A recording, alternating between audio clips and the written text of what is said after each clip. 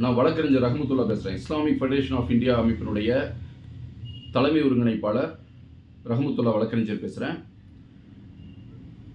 தமிழகம் முழுவதும் இருக்கின்ற வக்ஃபு சொத்துக்களை பாதுகாப்பதற்காக வக்ஃபு வாரிய முற்றுகை குழு என்று ஒரு குழுவை சமூக வலைத்தளத்திலே உருவாக்கி இருக்கின்றோம்.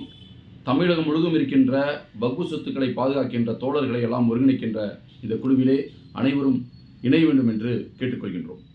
வக்ஃபு சொத்துக்களை பாதுகாக்க வேண்டிய அவசியத்தை இந்த சமூகம் உணராமல் இருக்கின்றது. இந்தியாவில் 9.4 லட்சம் ஏக்கர் வக்ஃபு நிலங்கள் இருக்கின்றன.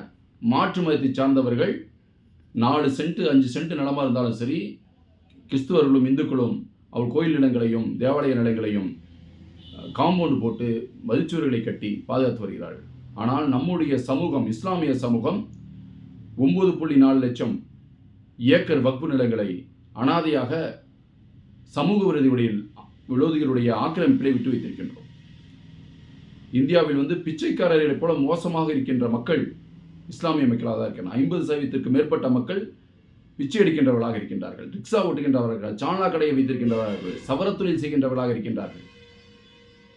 இந்த மக்களுக்காக இந்த வக்ஃபு சொத்துக்களை மீட்டெடுக்கின்ற போராட்டத்தை இதுவரை யாரும் எடுக்கவில்லை என்பதுதான் வருத்தமான விஷயம். ஒரு சீட்டு வாங்குவதற்காக தமிழகத்திற்கின்ற ஒட்டுமொத்த முஸ்லிம்களையும் வருடக்கணக்கிலே ஒருங்கிணைத்து கட்சியை நடத்தி, கூட்டங்களை நடத்தி, மாநாடுகளை நடத்தி ஒரு சீட்டு வாங்கி என்னத்தை பண்ண போறோம்? அந்த ஒரு சீட்டுனால எந்த பிரயோஜனம் இல்லை. ஆனால் வக்ஃபு சொத்துக்களை பாதுகாத்தால் எவ்வளவு பிரச்சனைகளுக்கு தீர்வாகும் என்பதை தயவு செய்து இந்த சமூகம் உணர வேண்டும்.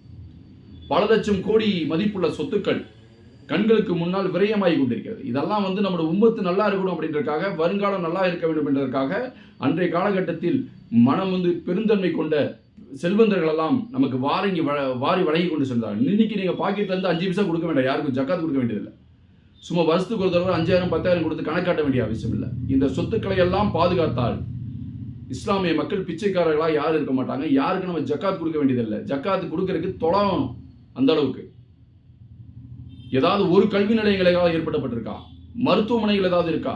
ஒரு திருமண மண்டபங்கள் இருக்கா? எதுவுமே இல்லை. நம்ம இஸ்லாமிய சமூகம் உழைத்து சம்பாதித்த பணத்தை வைத்துக்கொண்டு கல்வி நிலையங்களில் படிக்க முடியாமல், கல்வி கட்டணங்கள் கட்ட முடியாமல், வீடு இல்லாமல் வாடகை வீடுகளில் இருந்துகிட்டு அவமானப்பட்டு கொண்டு செத்து கொண்டிருக்கின்றார்கள். சும்மா பள்ளிவாசலை மட்டும் கட்டிட்டு தொழுதுட்டு அடிக்கடி உம்ராவுக்கு போயிட்டு திரும்பவும் ஹஜ் பயணம் மேற்கொண்டு விட்டு பிரியாணி சாப்பிட்டு கொண்டு நம்முடைய சமூகம் நத்தை போல நகர்ந்து கொண்டிருக்கிறது. வக்ஃபு சொத்துக்களை பாதுகாக்க வேண்டும், வக்ஃபு சொத்துக்களை மீட்டெடுக்க வேண்டும். அதிலே கல்வி நிலையங்களும் வீட்டு மனைகளாகவும் குறைந்த வாடகையிலே கொடுக்க வேண்டும். வீடு இல்லாதவன் ஒரு முஸ்லீம் கூட இருக்கக்கூடாது, மாற்றியமைக்க வேண்டும். அதற்கு வக்ஃபு வாரியத்தை ஒழுங்குபடுத்த வேண்டும். தமிழகத்தில் இருக்கின்ற வக்ஃபு வாரியம் மிக மோசமான ஒரு மெத்தன போக்கோடு எல்லா முறைகளிலும் துணை போன்றவர்களாக, கையாளாதவர்களாக இருந்து கொண்டிருக்கின்றார்கள். மிச்சர் சாப்பிடுகின்ற ஒரு அமைப்பாக, ஒரு உயர்நீதிமன்றம் போல் செயல்படக்கூடிய ஒரு அமைப்பு, தலைமைச் செயலகம் போல செயல்படக்கூடிய ஒரு அதிகார அமைப்பு, எல்லா அதிகாரிகளையும் விட்டுவிட்டு எல்லா முறைகளுக்கும் துணை போய் கொண்டு அது ஒரு சாதாரண ஒரு பஞ்சாயத்து போர்டு ஆஃபீஸ் போல் செயல்பட்டு கொண்டிருக்கிறது. தமிழகத்தில் இருக்கின்ற மக்கள், இஸ்லாமிய மக்கள், ஒவ்வொரு பள்ளி நிர்வாகத்தில் இருக்கின்றவர்கள், இறையச்சம் உள்ளவர்கள், சமூகத்தை உண்மையாக நேசிக்கின்றவர்கள் ஒன்று கூட வேண்டும். இந்த வக்ஃபு சொத்துக்களை மீட்டெடுக்க வேண்டும், சமூகத்தை பலப்படுத்த வேண்டும்.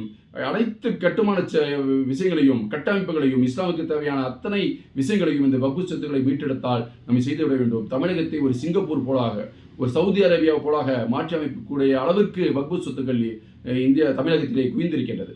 கோயம்புத்தூர்ல மட்டும் 2000 ஏக்கர் நிலங்கள் வக்ஃபு சொத்துக்கள் இருக்குது. சேலத்தில் தனியார் நிறுவனம் 1000 ஏக்கர் நிலத்தை வச்சிருக்காங்க. சங்ககிரி பக்கத்தில் 700-800 ஏக்கர், ஊட்டியில் 1000 ஏக்கர், திருச்சியில் மட்டும் 5000 ஏக்கர், திருநெல்வேலியில் மட்டும் 4000 ஏக்கருக்கு மேலே இருக்குது, ராம்நாடுல மட்டும் 3000 ஏக்கர் இருக்குது.